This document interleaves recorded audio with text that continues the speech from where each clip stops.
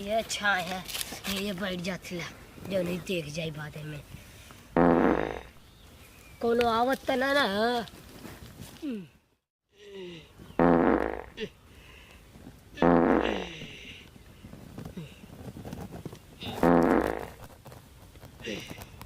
रतिया पकौड़ी खैनी सारा बैगन को हुआ ना नुकसान करत है, खड़ा खड़ा निकलत है। एक जाने में मौसा के खेतवा लगत है का।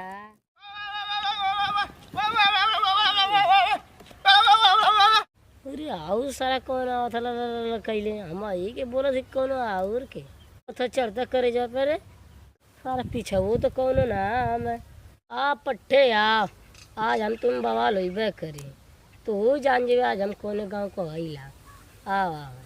पेट तो बवाल कैले तू करबे आ मौसा कन जात जात पहले सेल हो जाए का सारा पेट गड़बड़ा लेता ना।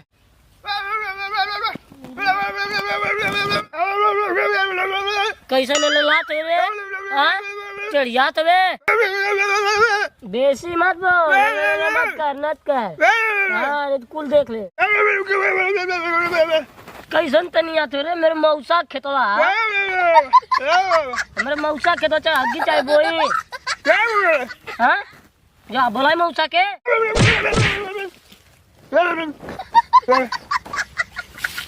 रूप कैसन रे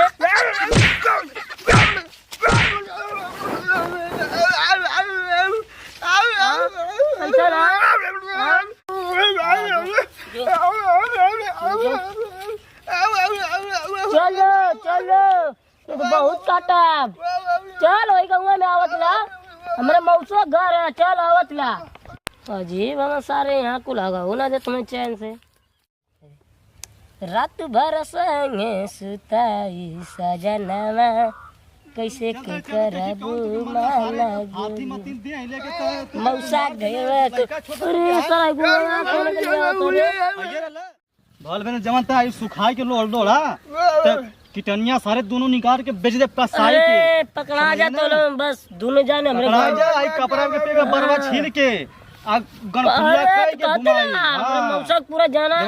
पूरा जिला आजमगढ़ जाने ला सर तू तो हवा ये पौवा के तोहर मौसा आवत बुला के लेके पौवा के बुला के लिया बुला के लिया अब बुला के मौसा बुला के लिया बोल बत मारी के बस सारे तनिया तोड़ के हाथ में सब जानेला कपड़ा छील के सोच के दब्बे हमरे मौसा सब जानेला हमरे मौसा जो बोला जो बोला जो चल चल बैठ बैठ बैठ तो देखी तो कल मौसा कौन आना बैठ मारो नौकरे मौसो के वो सारे के चल बैठ जाए तो सारे हगला खदिया ना होई रे झूठा बोले ले खाद होई तो सारे और गेहुआ खास खलास ना होई तू सरौ हउ देखत बा गोरू चौआगन तो कुल बीन लेने आदमी का ना क्यों बीन रे सारे खाद होला कुल झूठा तो बोले ले सारे हम आउ तो रोज हग गिलाए के में असूल गुंगू अब की ना झपिलाए खाली छोड़ देनी है अब की आई तो वहू के खपसब आखिर मौसो खपसब या कप एक चाम के खपसब तो के सारे यही मारे रोज 1 लीटर दूध पियाइला या केल केहू के पाव तनी उठाए के पटाक वटक दे के पोटिया उठ के उझिल जा यकन हां कि तू सारा गोबर मार के चली के अल्लाह लातन मुंह कर छोड़ देला हां खेती चुकी आदमी के साथ ते अपना ना पड़ते हां पटाकी देले वो तो उठाए के वजह खत्म पोखर लागल होता और जवन झूर अगत ना लगल होत गी लगत तुरंत हां आवे देखी तो कवन मौसान उ रहला सरवा पाव किलो के तो कर मौसा होय बहुत 1.5 पाव को होय और खंदनिया हुआ है ना केतनी बड़ा जब जाने ले ना कि जत बाप रहला वत बेटो पैदा हो ना तो कर मौसो होय होत हां जाए दे सारे गयल आ दोनों जाने के लाथार के मारल जाए छोड़िए मत आ केतनो मुंह मोटा जाए तो लोढ़ है वही ना बांस थोड़ी होई कि बड़ी ओतते रही चला मौसा चला उन्होंने चल देखो तो कवन तो के मार डाला है काट दिया उन्होंने तो सारन को काम उन्होंने उनको चलते हुए मुठिया फुला दे लेकिन अब पहिना अकेले कुल बना कवन के तई सिंह जाम गई रे होई दे ना हमरे सारू के लइका के मार के रात कर डाला होई दे ना हमने के तनी सिंह जाम गई रे लइका के मार डाला हमरे सरमान के हां अरे बाबूजी के संग मा कोना जौने के मारल गल गया आवत रे कैसन मुनि के लिया गया आवत आवत पजामा ना लगत है कि ओकर मौसा नाम भी ना यहां से यहां कहो मौसी के लड़का के कुल मार देला कौन हो जे दूसरा के आवा सो पहले यहाँ अरे अब आई जाए का जा जा मन हां ये कुल मौसा ये दोनों में ये दोनों मन ये पहले झगड़ा किला है गुना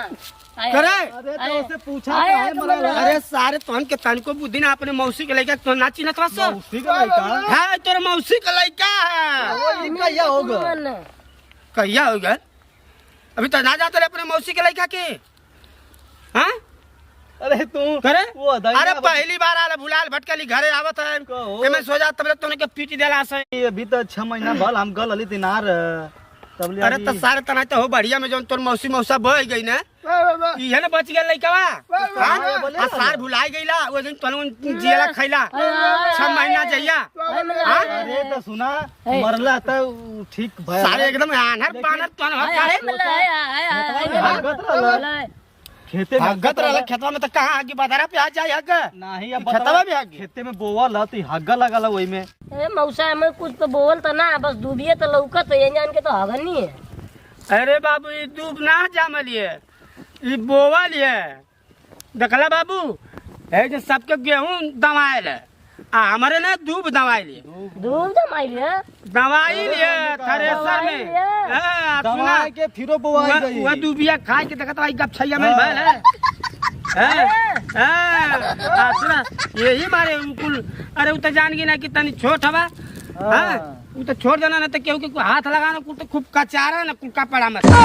निकाल देना मई लोग अरे हम का जानिए मौसी के लड़का जान ले अरे सारे तोहरों के कम से कम तनी आगे पीछे सोचे के ना चाहिए एकदम भाई तो सारा पागल भइला संगवा संगवा तहु पागल भइल अरे तो हम का जानी मौसी बता इतनी चूंकि मौसी के लड़का हम कहेंगे मौसी के जा धन मनावा तोहन लोगन की तोहन लोग भेटा गेला नहीं तो उ पारा आज गरम भइल है ना अरे तो ये लड़का के मार देला सब बतावा अरे हां तोहन के तन शर्म ना लगल है अब बहन का ढकल देले ओकर पजरिया लपक गई तोरे मौसो को मारम तो मार तोरे मौसा पगड़िया लचका दे हां कौन खतरा रे आइला ना करत रहा ये तो बोला तो ना तो हम का जानी कि तो हमरे करे। मौसी के लड़का है आ सुन जबले कर मौसा जियत हमना आई तबले कर केहू रोमा ना हिला पाई अरे आ तो सुन तनी सोच समझ के रहल कर तनी आगे पीछे देखल कर के है के ना है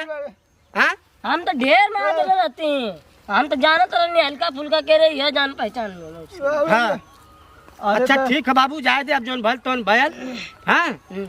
आ ई कुल देख ई है कुल हम तोरे मौसी के लइका जाए ठीक ना ठीक ना कह दिया कि अगल उगल हां मत तो के बतावे के ना चाहिए अपने मौसा का नाम बता दे लो तो कुल बतिया गुल कह देब कहियो ऐसे आगी तो हां ना जानब कि फिर हम देखा? अरे नहीं ऐसा मत करल कर साहू समझा दा पीटी मौसा देला अब है तोला मन के ना ये फिर चला हां ओके अकेले छोड़ा गुजी गोली छोड़ा बताई छोड़ा गुजी नहीं नहीं नहीं छोड़ा गुजी राज बस करा तोन कुल भाई आवाज हां एक पौवा अरे का तोर तो माई दादा बाढ़ में बह गई ना ताम है ना तोर पार घाट लगाई रे एक पौवा का हाँ? हम जवन ना तो अभी लड़का सुन गुंगमा सुन पहले हमार बात उ अरे सारे तोन के तैयार तनो ख्याल रहे के चाहिए कि बेचारा कहाँ से पैदल ढा ढेमलाते आवत यहाँ अपने मौसा के तो यादो कैले है तो नामवा के बतावे ना चाहिए सर कब मौसी मौसा के याद करला नमवा बताइले होता मने छोड़ न देले होती जा हम नमवा ना बतावत है कि हमरे का ना हो मौसा मौसी की तई अकेला खाली कथा मौसा मौसा त मन का जाने तू ही करवा मौसा अरे तो सारे तोन के ना पता हम है ना मौसा ही रह जाई कि और बता कौन ओका मौसा था अरे तो ओकर मौसा ना बा कौन हाँ? के वो औरू रहलो तो यही कहना तब यहाँ देश भर के बात करते हैं यहाँ चला जाए तो मौसी के लगा तो ओके लेके चला घरे तब हल्दी उर्दी पीस के छुपा हल्दी मरचा चल बाबू चलता नींबू हल्दी मरचा नमक पीस के हाँ? तनी छुपा दे यहाँ भाई दे यहाँ कुल सूज बतावा तो लड़का के तो पजरी लपका जाला सर नमस्कार प्रणाम भैया हम सुरेंद्र लंगड़ा आज के वीडियो आप लोगों के कैसे लगल है कमेंट में जरूर बताइए राही इंटरटेनमेंट के लाइक और सब्सक्राइब जरूर करो भैया देखला ना है इस सारे दोनों पगला अपने मौसी के लड़का के नाची मरम्मत तब भैया चीन जान के कोनो काम करे के चाहिए तुहरे खेत में केहू आवत जात है तो कोनो जरूरी ना है कि तुहरे खेतों में केहू आई जाए ना केहू लाइटरिंग ना करी ऐसा ना हो सकेला सब अपनिए में करी ना तो कह ना पाई बिना दूसरे में गईले केहू के फरिया ना सकत करी। तो ये तनी अनजानी कुल बनला ना कि अपने मौसी के लड़का के ना चिन्ह पौना से आ मार के ओकर पजरी लपका देना। देखा तो 5 किलो के लड़का बेचारा आ बहुत पजरे जरे लपकल ना हो तुहार नहीं ठीक लड़का फरार है ये बात ना। तो आप ऐसा आप लोग मत करल जाई न केहू के लैट्रिन करे के खाली तुहार खेत है तुहार कौन चीज़ है तोरे महीना केहू आई जाई तो एक ना माने करे के चाहिए ठीक। अब यही से दी विदाई अगली वीडियो में फिर से मिलल जाई। जय हिंद जय भारत जय भोजपुरिया समाज नमस्कार प्रणाम।